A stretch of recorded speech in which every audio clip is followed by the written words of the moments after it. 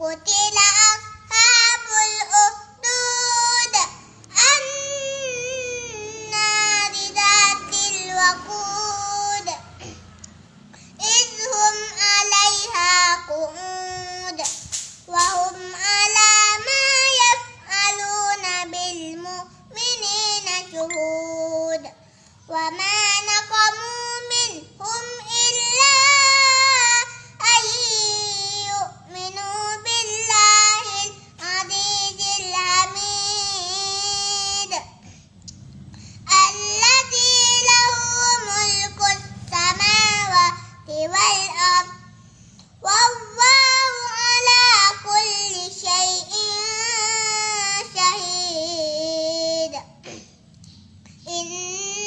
الذين فتنوا المؤمنين والمؤمنات ثم لم يتوبوا فلهم عذاب جهنم ولهم عذاب الحريق